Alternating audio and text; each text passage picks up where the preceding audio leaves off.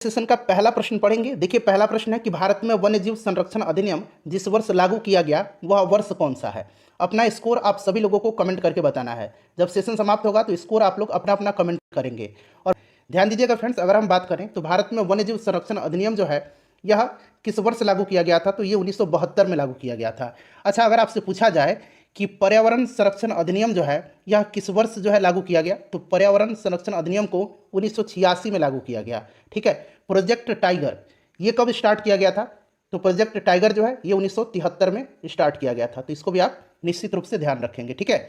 चलिए next question करेंगे कि खाली स्थान दिया गया है वह पादप है जिसमें बीज फलों के भीतर होते हैं। देखिए कितना अच्छा प्रश्न मैंने शामिल किया हुआ है। देखिए ये है आवृत्त बीजी, जिसको कि एंजियोस्पर्म हम लोग कहते हैं। वनस्पति जगत का एक विशाल सब फाइलम है जिसमें पौधे के बीज ढके रहते हैं। ठीक है। तो ये आपका हो जाएगा एंजियोस्पर्म, यानी कि हिंदी में बात करें तो आवृत्त बीजी। और जो खुले अवस्था में होते हैं उनको हम लोग जिम्नोस्पर्म कहते हैं, अनावृत बीजी इसको कहते हैं। ठीक है। यहाँ पर देखिए जिम्नोस्पर्म दिया गया है। चलिए अगला प्रश्न है हमारा कि भार का एसआई मात्रक क्या है। भार का एसआई मात्रक क्या है, तो देखिए फिजिक्स में किसी वस्तु पर पृथ्वी के गुरुत्वाकर्षण के माप को भार या वजन कहते हैं। जी का जो मान होता है, ये जो स्मॉल जी है, इसका मान जगह के साथ बदलता रहता है, इसीलिए भार का माप भी अलग अलग जगह पर अलग अलग होता है। भार की एसआई इकाई जो है यह न्यूटन है और भार जो है एक वेक्टर क्वांटिटी है, तो यहाँ पर न्यूटन इसका राइट आंसर हो जाएगा। अगला प्रश्न है हमारा कि गन मेटल किसकी मिश्र धातु है। गन मेटल जो है यह मिश्र धातु किसकी है, तो गन मेटल तांबा, टीन और जस्ता का, तांबा, टीन और जस्ता का मिश्र धातु है, याद रखेंगे। ठीक है। चलिए नेक्स्ट के तीसरी बौद्ध सभा यानी कि तृतीय बौद्ध सभा किस स्थान पर बुलाई गई थी। तृतीय बौद्ध सभा जो है यह किसके शासनकाल में हुआ था, तो अशोक के शासनकाल में। ठीक है, याद रखना है अशोक के शासनकाल में। ठीक है। और इसकी अध्यक्षता किसने किया था, तो इसकी अध्यक्षता मोगलीपुत्र तीस ने किया था, मोगलीपुत्र तीस ने किया था। ठीक है। और पहला जो अगर पूछा जाए, पहला जो बौद्ध संगति थी यह किसके शासनकाल में हुई थी, तो अजात शत्रु के समय में। ठीक है, राजगृह में। दूसरा कालाशोक के समय में, तीसरा अशोक के समय में और चौथा कनिष्क के समय में। ठीक है। तो ये आप लोग अब ध्यान रखेंगे, एटलीस्ट इतना तो आपको याद रखना ही होगा। राइट आंसर इसका पाटलिपुत्र हो जाएगा। ठीक है। चलिए उसके बाद नेक्स्ट क्वेश्चन हमारा कि निम्नलिखित में से कौन सी पुस्तक तिलक ने, बाल गंगाधर तिलक ने लिखी है। बताइए राइट आंसर इसका क्या हो जाएगा। तो इसमें से गीता रहस्य करेक्ट आंसर हो जाएगा। ये बाल गंगाधर तिलक के द्वारा लिखी गई पुस्तक है। इंडिया इन ट्रांजिशन, इस पुस्तक को लिखा किसने है, तो इंडिया इन ट्रांजिशन पुस्तक को लिखा है एम.एन. रॉय ने। किसने लिखा है, एम.एन. रॉय ने लिखा है। गोखले माई पॉलिटिकल गुरु नामक जो बुक है इसको लिखा है महात्मा गांधी जी ने। डिस्कवरी ऑफ इंडिया को लिखा है पंडित जवाहरलाल नेहरू ने। अगला प्रश्न है कि जब कोई वस्तु मुक्त रूप से, प्रश्न को ध्यान से पढ़िए, जब कोई वस्तु मुक्त रूप से पृथ्वी की ओर गिरती है तो उसकी कुल ऊर्जा क्या होगी। तो देखिए जब कोई भी वस्तु मुक्त रूप से पृथ्वी की ओर गिरती है तो उसकी जो कुल ऊर्जा होती है ये नियत रहती है, नियत रहती है। ठीक है। चलिए उसके बाद देखिएगा, और फ्रेंड्स प्लीज़ वीडियो को लाइक कर दीजिए। देखिए मनुष्य में प्रति मिनट हृदय स्पंदन होता है, तो प्रति मिनट जो हृदय स्पंदन होता है यह 72 हो जाएगा, इसका करेक्ट आंसर 72। क्लियर। चलिए अगला प्रश्न है कि निम्नलिखित में से कौन सा चित्र लियोनार्डो द विंची द्वारा नहीं बनाया गया है। लियोनार्डो द विंची के द्वारा नहीं बनाया गया है, यह आपसे पूछा जा रहा है। तो देखिए यहाँ पर लास्ट सफर, मोनालिसा और यहाँ पर देखिए वर्जिन ऑफ रॉक्स, ये जो है लियोनार्डो द विंची की है। और यहाँ नहीं पूछा गया है तो ये लास्ट जजमेंट हो जाएगा। लास्ट जजमेंट जो है यह माइकल एंजेलो की कृति है, माइकल एंजेलो की कृति है। ठीक है, याद रखेंगे। चलिए अगला प्रश्न है हमारा कि पौधे जो नमकयुक्त मिट्टी में उगते हैं उनको क्या कहते हैं हम लोग। जो नमकयुक्त मिट्टी में उगते हैं फ्रेंड्स उनको कहा जाता है हैलोफाइट, हैलोफाइट। और जो रेगिस्तान में उगते हैं उनको जीरोफाइट कहा जाता है, यानी कि इनको हम लोग मरुद्भिद कहते हैं। ठीक है, जो रेगिस्तान में उगते हैं, रेतीले जमीन में उगते हैं। जो हाइड्रोफाइट, हाइड्रोफाइट का मतलब जो पानी में उगते हैं। ठीक है। चलिए उसके बाद नेक्स्ट क्वेश्चन है कि किस अनुच्छेद के अनुसार भारत के राष्ट्रपति द्वारा राष्ट्रीय आपातकाल की घोषणा की जा सकती है। राष्ट्रीय आपातकाल की घोषणा जो है यह अनुच्छेद 352 में है। अनुच्छेद 356 जो है ये राज्यों में राष्ट्रपति शासन से है, और 360 जो है इसमें वित्तीय आपातकाल की बात कही गई है। और ध्यान रखेंगे भारत में एक भी बार वित्तीय आपातकाल नहीं लगाया गया है। अगला प्रश्न है हमारा कि भारत के संविधान में चुनाव प्रणाली का प्रावधान किन अनुच्छेदों में किया गया है। चुनाव प्रणाली जो है इसका प्रावधान अनुच्छेद 324 से 329 तक में है। और वोट देने का जो अधिकार है जिसको कि वयस्क मताधिकार कहते हैं, यह आर्टिकल 326 में है। इसको आप निश्चित रूप से ध्यान रखेंगे। ठीक है।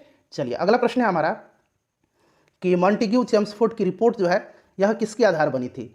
तो मॉन्टेग्यू चेम्सफोर्ड की रिपोर्ट जो है यह भारत सरकार अधिनियम 1919 के आधार बनी थी। Option number C right answer हो जाएगा। ठीक है। चलिए अगला प्रश्न है हमारा कि क्षुद्रतम एंजियोस्पर्म, यहाँ एनजीओ बना लीजिए, एंजियो नहीं होगा, ये एंजियोस्पर्म हो जाएगा।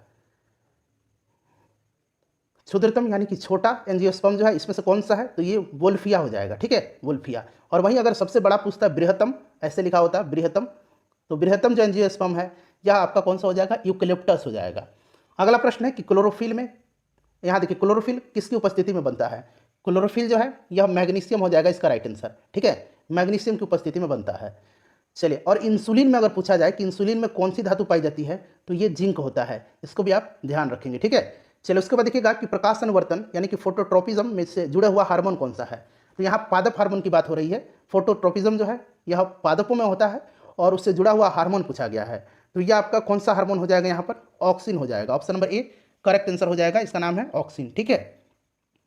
अगला प्रश्न है हमारा कि रॉकेट किसके संरक्षण के सिद्धांत पर कार्य करता है, रॉकेट किसके संरक्षण के सिद्धांत पर कार्य करता है, बताइए राइट आंसर इसका क्या हो जाएगा, तो यह रेखीय संवेग इसका करेक्ट आंसर हो जाएगा, ठीक है, रेखीय संवेग इसका सही आंसर हो जाएगा। चलिए उसके बाद नेक्स्ट क्वेश्चन कर लेंगे कि निम्न में से कौन सा एक रूपांतरित तना है, इसमें से रूपांतरित तना जो है यह आपसे पूछा गया है कि कौन सा है, तो देखिए रूपांतरित तना जो है फ्रेंड्स यह आलू हो जाएगा। Option number A right answer हो जाएगा, रूपांतरित तना का उदाहरण है आलू। चलिए उसके बाद नेक्स्ट क्वेश्चन हमारा कि मानव त्वचा का अध्ययन करने वाला विज्ञान की शाखा क्या कहलाती है, तो त्वचा का जो अध्ययन किया जाता है उस विज्ञान की शाखा को डर्मेटोलॉजी कहा जाता है, डर्मेटोलॉजी राइट आंसर हो जाएगा। नेक्स्ट क्वेश्चन है कि मयूरभंज खनिज क्षेत्र किस राज्य में है, मयूरभंज खनिज क्षेत्र जो है यह किस राज्य में है, तो यह उड़ीसा में है। मयूरभंज कहाँ पर है, उड़ीसा में है, ठीक है। चलिए अगला प्रश्न है कि श्वेत प्रकाश की एक किरण कांच के प्रिज्म पर आपतित होती है, वह प्रकाश वर्ण जो कांच की प्रिज्म से गुजरने पर अधिकतम विचलित होता है। ध्यान दीजिएगा, देखिए जिसका भी तरंग दैर्घ्य सबसे अधिक होता है उसका विचलन सबसे कम होता है, और जिसका तरंग दैर्घ्य सबसे कम होता है उसका विचलन सबसे ज़्यादा होता है। तो यहाँ पर बताइएगा अधिकतम विचलित होती है यानी कि उसका तरंग दैर्घ्य सबसे कम है, तो यह बैगनी हो जाएगा। और सबसे कम अगर विचलित पूछा जाता तो लाल रंग सबसे कम विचलित होती है। चलिए नेक्स्ट क्वेश्चन है कि मंदार पर्वत बिहार के किस जिले में स्थित है, तो यहाँ पर देखिए ऑप्शन में आप लोग बांका बना लीजिएगा, बांका जिला में है मंदार पर्वत, ठीक है, ध्यान रखेंगे। राज्य के राज्यपाल को अध्यादेश जारी करने की शक्ति प्रयुक्त की जा सकती है, तो यह किस सूची पर है, तो यह राज्य सूची का है, ठीक है, option number A right answer हो जाएगा, राज्य सूची पर। अगला प्रश्न है हमारा कि सूती वस्त्र के साक्ष्य कहाँ से प्राप्त हुए हैं, सूती वस्त्र के जो साक्ष्य हैं यह प्राप्त जो हुए हैं यह मोहनजोदड़ो से हुए हैं। मोहनजोदड़ो से विशाल अन्नागार, स्नानागार, नर्तकी की मूर्ति और सूती वस्त्र के साक्ष्य मिले हैं, ध्यान जरूर रखेंगे। चलिए उसके बाद नेक्स्ट क्वेश्चन है कि वर्ष 2011 में बिहार की जनगणना के अनुसार सर्वाधिक जनसंख्या घनत्व वाला जिला कौन सा है, सर्वाधिक जनसंख्या घनत्व वाला जिला जो है यह शिवहर है, ठीक है, शिवहर इसका राइट आंसर हो जाएगा। और सबसे अगर कम पूछा जाए तो कैमूर होगा। सबसे ज़्यादा जनसंख्या वाला जिला पटना है, ठीक है, सबसे कम शेखपुरा है। चलिए सबसे ज़्यादा लिंगानुपात गोपालगंज का है, सबसे कम लिंगानुपात मुंगेर का है। अगला प्रश्न है कि मानव के रुधिर का विडाल टेस्ट किसके संक्रमण को दर्शाता है। अब यहाँ पर देखिए विडाल टेस्ट जो होता है, विडाल टेस्ट ये आपसे पूछा गया है, तो विडाल टेस्ट जो है ये आपका टाइफाइड के लिए किया जाता है, और टाइफाइड जो होता है ये कौन से जीवाणु से होता है, साल्मोनेला टाइफी के द्वारा। तो ऑप्शन नंबर डी इसका राइट आंसर हो जाएगा। निम्न में से कौन सा भाग मनुष्य के मादा प्रजनन तंत्र का नहीं होता है, यानी कि इसमें से मादा प्रजनन तंत्र का भाग नहीं है। गर्भाशय मादा प्रजनन तंत्र का भाग है, अंडवाहिका भी है, अंडाशय भी है। शुक्रवाहिनी जो है यह पुरुष प्रजनन तंत्र का हिस्सा है, यह मादा प्रजनन तंत्र का हिस्सा नहीं है। तो option number C right answer हो जाएगा। भारतीय संविधान के अनुच्छेद 368 का संबंध किससे है, बताइए। तो देखिए राइट आंसर इसका हो जाएगा संविधान में संशोधन, ठीक है, और यह भाग 20 में है, दक्षिण अफ्रीका के संविधान से लिया गया है। इन सभी पॉइंट्स को आप ध्यान रखेंगे। चलिए अगला प्रश्न है हमारा कि पानी से बनने वाले बुलबुले में जो चमक होती है वह किस प्रक्रम के कारण होती है। तो पानी का जो बुलबुला चमकता है वह प्रकाश के पूर्ण आंतरिक परावर्तन के कारण होता है। ऑप्शन नंबर डी इसका करेक्ट आंसर हो जाएगा। उसके बाद देखिएगा कि भाषण और अभिव्यक्ति की स्वतंत्रता का अधिकार जो है यह संविधान के किस अनुच्छेद में है। तो देखिए यह जो अनुच्छेद है भाषण और अभिव्यक्ति की स्वतंत्रता, यह अनुच्छेद 19 में है, ठीक है। संविधान का अनुच्छेद 15 के द्वारा क्या है, धर्म, मूल वंश, जाति, लिंग, इन सब का जो है नियंत्रण किया गया है, ठीक है। इस पर इसके आधार पर भेदभाव को निषेध किया गया है। अनुच्छेद 20 क्या है, तो अनुच्छेद 20 अपराधों के लिए दोष सिद्धि के संदर्भ में संरक्षण है। और अनुच्छेद 21 क्या है, तो प्राण एवं दैहिक स्वतंत्रता का अधिकार है इसमें। ऑप्शन नंबर बी हो जाएगा भाषण और अभिव्यक्ति की स्वतंत्रता। निम्नलिखित में से कौन सा एक कार्बोहाइड्रेट नहीं है। तो यहाँ पर देखेंगे सुक्रोज है, फ्रुक्टोज है, ग्लाइकोजिन है। ठीक है। यहाँ पर ग्लाइसिन जो है यह क्या है, कार्बोहाइड्रेट नहीं है, यह एक प्रकार का एमिनो एसिड है, एमिनो अम्ल है, जो शरीर में प्रोटीन को बनाए रखने में मददगार होता है। चलिए नेक्स्ट क्वेश्चन है कि कुलगार्डी किसके लिए प्रसिद्ध है। कुलगार्डी किसके लिए प्रसिद्ध है, यह आपसे पूछा जा रहा है। तो देखिए यह पश्चिम ऑस्ट्रेलिया में स्थित है कुलगार्डी, और यह सोने की खान के लिए फेमस है। तो सोना हो जाएगा इसका राइट आंसर। जल चक्र में कौन सी प्रक्रिया सम्मिलित नहीं है। जल चक्र में वर्षण होता है, बारिश होता है, वाष्पीकरण होगा, संघनन होगा, संचालन नहीं होता है। ठीक है। निम्न में से कौन सी मूल मात्रक नहीं है। देखिए अगर हम बात करें तो एसआई में 7 मूल मात्रक होते हैं। कितने, 7। Metre, kilogram, second, ampere, kelvin, candela, mole. और यहाँ पर ओम जो होता है यह मूल मात्रक फंडामेंटल यूनिट नहीं है। ठीक है। चलिए ये रेजिस्टेंस का, प्रतिरोध का मात्रक है ओम, और यह मूल मात्रक नहीं है। भारत में जैविक विविधता की दृष्टि से निम्नलिखित में से कौन सा तप्त स्थल में शामिल है। तप्त स्थल, हॉटस्पॉट, तो यह पश्चिमी घाट हो जाएगा। Option number A right answer हो जाएगा, पश्चिमी घाट। अगला प्रश्न है कि निम्नलिखित में से कौन सी भारतीय संविधान की मुख्य विशेषता नहीं है। लिखित संविधान, संविधान की सर्वोच्चता, यह है। मौलिक अधिकार भी है। प्रतिबद्ध न्यायालय नहीं है, प्रतिबद्ध न्यायपालिका नहीं है। हमारे यहाँ स्वतंत्र न्यायपालिका का प्रावधान है। न्यायपालिका किसी के भी दबाव में नहीं है, स्वतंत्र है। प्रतिबद्ध नहीं है, स्वतंत्र है। तो ये प्रतिबद्ध जो है ये नहीं है, तो यही ऑप्शन नंबर सी होगा। नीति निदेशक तो है ही, तो ऑप्शन नंबर सी हो जाएगा, प्रतिबद्ध न्यायपालिका नहीं है, स्वतंत्र न्यायपालिका का प्रावधान है हमारे यहाँ। चलिए अगला प्रश्न है कि जोते हुए खेत का प्रमाण सिंधु सभ्यता के किस स्थल से मिला है। तो राजस्थान के कालीबंगन से। ठीक है, तो कालीबंगा हो जाएगा राइट आंसर इसका। अनवीकरणीय ऊर्जा का स्रोत पूछा गया है, कौन सा इसमें से अनवीकरणीय ऊर्जा का स्रोत। तो यहाँ पर देखेंगे सूर्य, पवन और जल, यह जो है यह नवीकरणीय ऊर्जा का स्रोत है। और यहाँ पर अनवीकरणीय पूछा गया तो कोयला राइट आंसर हो जाएगा। नेचुरल सिलेक्शन का सिद्धांत किसने प्रतिपादित किया था। तो यह डार्विन हो जाएगा करेक्ट आंसर। ध्वनि सबसे तेज संचरण करती है। ध्वनि के संचरण के लिए हमेशा माध्यम की आवश्यकता होती है। ध्वनि निर्वात में संचरण नहीं कर सकती है क्योंकि वहाँ पर कोई माध्यम नहीं है। और सबसे तेज संचरण ठोस में होता है। ठीक है, और इसमें सबसे कम पूछेगा तो यह आपका गैस में होगा, और निर्वात में तो बिल्कुल ही नहीं होता है। चलिए उसके बाद नेक्स्ट क्वेश्चन है कि मानव की पसलियाँ किसके साथ जुड़ी होती है। तो पसली जो होती है, देखिए बीच में यह हड्डी होती है, उसी के साथ जुड़ी होती है, बीच में हड्डी होती है। इसको स्टर्नम कहते हैं। क्या कहते हैं, स्टर्नम कहा जाता है। उसके बाद देखिए 8 ग्रहों में बुध सूर्य से कौन से स्थान पर है। बुध जो है यह सूर्य से कौन से स्थान पर है, यह आपसे पूछा गया है, बताइए। तो देखिए फ्रेंड्स अगर हम बात करें तो बुध जो होता है यह सूर्य से सबसे निकट का ग्रह है, और पहला स्थान आता है इसका सूर्य से दूरी के अनुसार बात करें। उसके बाद बुध के बाद शुक्र आता है, और पृथ्वी का स्थान तीसरे नंबर पर आता है। तो पृथ्वी पूछेगा तो तीसरा स्थान है सूर्य से। ठीक है, चलिए कर्क रेखा तथा मकर रेखा के बीच का क्षेत्र क्या कहलाता है।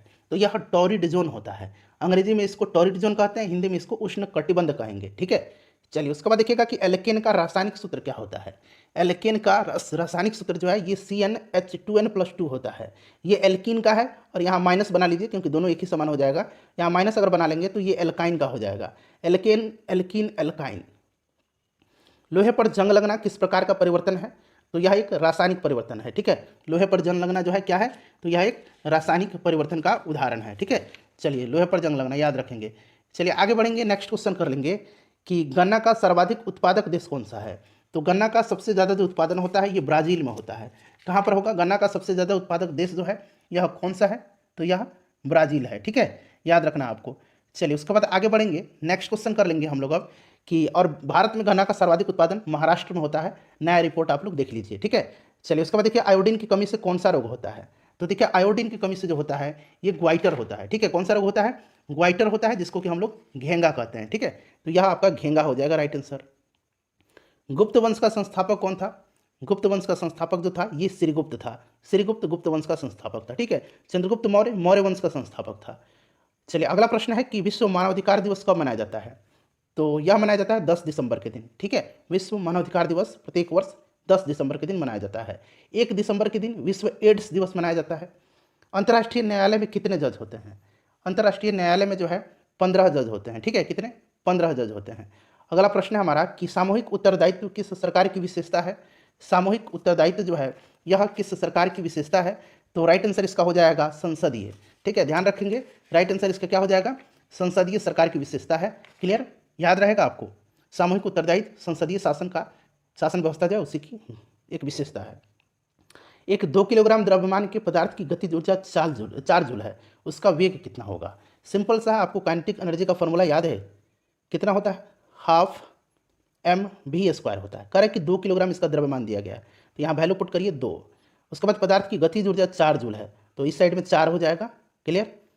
और यहाँ पर अब से भी स्क्वायर यानी कि वेग पूछा जा रहा है, तो इसको हम क्या करेंगे, इसको हम लोग यहाँ से देखिए कैंसिल हो जाएगा ये 2 से, और भी स्क्वायर इक्वल टू कितना हो जाएगा, 4 हो जाएगा। स्क्वायर हटाएंगे यहाँ से तो यहाँ रूट आएगा, रूट से बाहर 2 हो जाएगा, यानी कि 2 मीटर पर सेकंड इसका करेक्ट आंसर हो जाएगा। ठीक है। पदार्थ का संवेग दुगुना होने पर उसकी गतिज ऊर्जा कितना गुना बढ़ेगी। अब देखिए पदार्थ का संवेग और गतिज ऊर्जा का जो फॉर्मूला होता है आपका, ये गतिज ऊर्जा है। ठीक है, यहाँ काइनेटिक एनर्जी में लिख देता हूँ। अब कह रहा है कि दोगुना करने पर संवेग, संवेग जब दोगुना करेंगे तो अब क्या होगा, यहाँ पर इसको मान लीजिए 1 और इसको 2 मान लीजिए। अब क्या करेंगे हम लोग, अब यहाँ पर देखिए, अब हम लोग यहाँ पर क्या करेंगे, 2p upon P equal to 2m ये काइनेटिक एनर्जी और 2m दूसरा काइनेटिक एनर्जी। अब देखिए अंदर क्या हो जाएगा, 2m से 2m कैंसिल हो जाएगा। क्लियर है। इधर p से p कैंसिल हो जाएगा, हो गया ना। अब यहाँ से देखिए रूट अब जब हटाएंगे तो यहाँ पर क्या हो जाएगा 2, अब ये 4 हो जाएगा। ठीक है, ऊपर 1 है, दूसरा 1 है, ऊपर 2 है, तो यहाँ पर 4 हो जाएगा। तो ये कितना गुना, 4 गुना। राइट आंसर हो जाएगा 4 गुना इसका।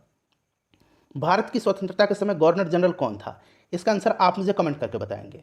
और इसमें लगभग 60 से अधिक प्रश्नों को हमने कवर किया है। आप लोग अपना अपना स्कोर भी बताइएगा। ठीक है, इसका आंसर आपको कमेंट करके बताना है। और प्लीज़ वीडियो को लाइक करिएगा और इसको शेयर कर दीजिएगा। महाभारत के फारसी अनुवाद का शीर्षक क्या है, तो देखिए महाभारत का जो फारसी में अनुवाद हुआ था ये अकबर के शासनकाल में फैजी, अबुल फजल और बदायूनी ने मिलकर के किया था, और इसका नाम रखा गया था रज़्मनामा, यानी कि युद्धों की पुस्तक। ठीक है, युद्धों की पुस्तक रज़्मनामा, याद रखेंगे, इंपॉर्टेंट है। चलिए उसके बाद देखिए अखिल भारतीय ट्रेड यूनियन कांग्रेस के प्रथम अध्यक्ष कौन थे, तो प्रथम अध्यक्ष जो थे ये लाला लाजपत राय थे। Option number D correct answer हो जाएगा। तो इतने सारे इंपॉर्टेंट क्वेश्चन मैंने आपको कवर करा दिया है, अपना स्कोर जरूर बता दीजिए।